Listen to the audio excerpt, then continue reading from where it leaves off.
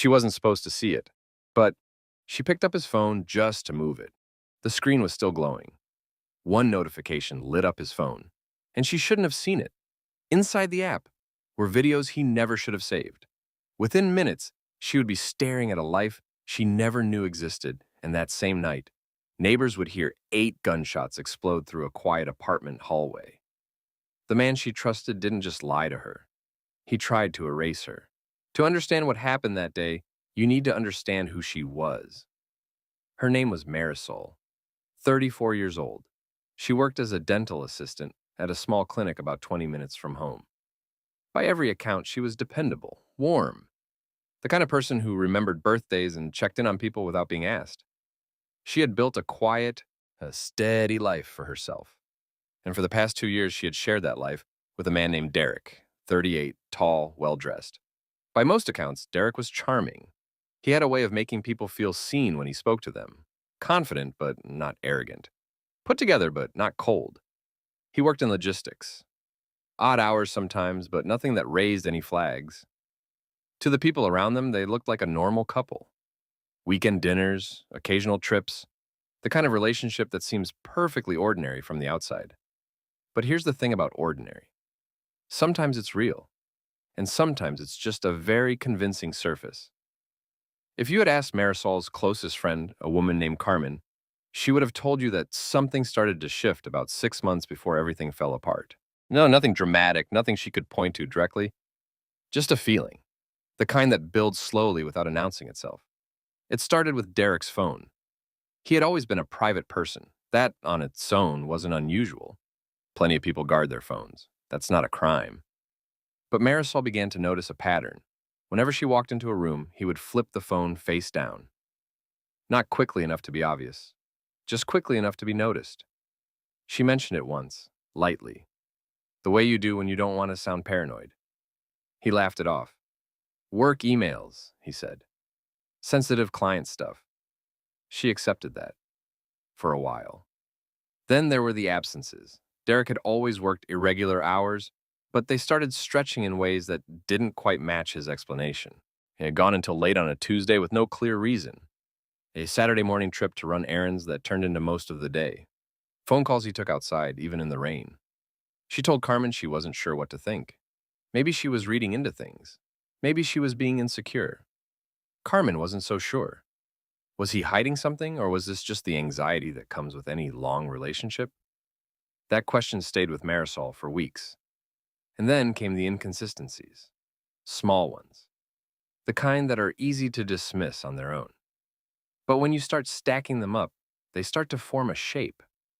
He mentioned a work dinner on a Thursday. Later that week, she referenced it casually, and he looked briefly confused, then recovered.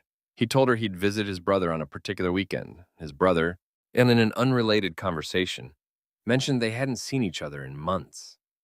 None of these were explosions. But something was off, and Marisol was starting to feel it in her chest, the way you feel weather before it arrives. Then she found something she wasn't meant to see. It was a Thursday evening. Marisol had come home from work earlier than expected. The apartment was quiet. Derek wasn't home yet. She set her bag down in the kitchen and noticed his phone on the counter. This alone wasn't unusual. He sometimes left it behind when he ran down to the car or stepped out briefly. She wasn't going to touch it. She genuinely wasn't. But the screen was still lit, and the notification that sat on it was from an app she didn't recognize. She picked the phone up, just to set it aside, she told herself. But her eyes caught the preview text. Just a few words, enough to stop her completely. She stood there for a moment, very still. Then, she opened the app. What she found inside wasn't just a message. There were videos, photos, conversations, months worth of them. Derek had been living an entirely separate life, a secret life, one that had nothing to do with the relationship he had built with her. At first, it didn't make sense. The name, the messages, the tone, then it clicked, privately, consistently, over a significant period of time. One of the messages wasn't just recent, it was sent while he was lying next to her. The evidence was thorough, undeniable, and completely hidden from everyone who knew him. Now, here's where it gets complicated, because this, on its own, is a story of a secret, down of a man who had not come to terms with who he was, of someone living in fear of what might happen if the truth came out. That story happens every day. It is painful, it is human, but it does not end in violence. So something else had to be happening here. And it was. Because when Derek came home that evening and found Marisol standing in the kitchen holding his phone, what happened next wasn't a tearful confrontation. It wasn't a quiet admission. It wasn't even silence. He exploded, immediately, intensely, in a way that Marisol later described to investigators as terrifying. He grabbed the phone from her hand. He told her she had no right. She tried to stay calm. She asked him what was going on. She asked who these people were. She used his name, kept her voice low. He told her she didn't understand. Oh, that she was making something out of nothing. That those were old messages, that she had misread it. She hadn't misread anything, and they both knew it. But what was driving this reaction? Was it shame? Was it fear of being exposed? Or was there something more? What are we missing here? Because at some point that evening, the argument escalated beyond anything Marisol could have anticipated. And that's when the situation took a darker turn. To understand why Derek reacted the way he did, investigators had to go deeper than the relationship itself. They had to understand what exposure meant to him specifically. And what they found was a man who had constructed his entire identity around a carefully controlled image. Derek had grown up in a religious household with deeply conservative values. His family was close-knit, and proud and very publicly vocal about their beliefs. His professional network was tied directly to a community that reflected those same values. His friendships, his reputation, his standing among people he cared about, all of it was built on a version of himself that did not include what was on that phone. He wasn't just hiding a secret from Marisol. He was protecting an entire constructed life. And Marisol, in that moment, without intending to, had become the person who could unravel all of it. She hadn't threatened him. She hadn't made any ultimatum.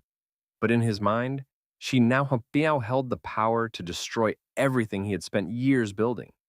Investigators would later describe his psychological state in stark terms. This wasn't about the secret. It was about control. And a cornered man calculating what she might do with what she now knew. And that calculation, whatever form it took inside his mind, led him somewhere horrifying, because that's when she decided to leave. After the argument settled into a tense and awful silence, Marisol told him she needed to go. She wasn't storming out. She wasn't making threats. She picked up her bag. She moved toward the door. And that decision, the simple act of trying to walk out of that apartment, is what triggered everything that followed. What happened next took less than 2 minutes. Marisol had her hand on the door. Derek moved toward her. She turned. He had a gun. She didn't have time to process it before the first shot was fired. The first shot caught her off guard. The second one dropped her. By the third, she was already on the floor. 8 times in total. The hallway filled with the sound of gunfire, sharp, fast, impossible to process. And then silence. She collapsed near the doorway. Derek did not flee immediately. Neighbors reported hearing the shots and then a period of silence before they heard movement in the hallway. He left the building. He drove away. Marisol was found by a neighbor who had heard the shots and called 911. She was alive, barely. She had been shot multiple times across her torso, her shoulder, and her side. She lost an enormous amount of blood before paramedics arrived. The fact that she survived is something medical personnel on the scene described as extraordinary. Derek was located by police within hours, and he was arrested without resistance. He did not deny what he had done. In the days and weeks that followed, the picture that emerged from the investigation was a devastatingly clear one. This was not a crime of sudden rage that no one could have predicted.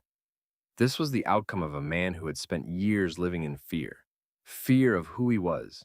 Fear of being seen. Fear of losing control of the story he had told everyone around him. When Marisol accidentally picked up that phone, she didn't become a threat in any real sense. She was simply a woman who had discovered the truth.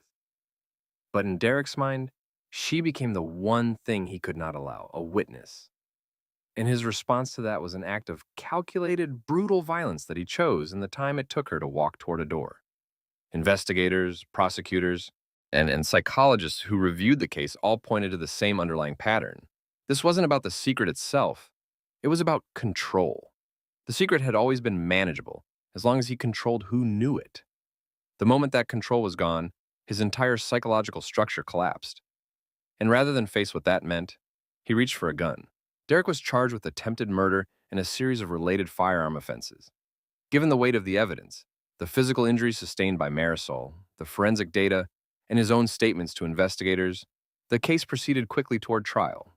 He was convicted. He received a lengthy prison sentence. Marisol spent weeks in the hospital. She underwent multiple surgeries. Recovery, in every sense of the word, was slow, but she survived.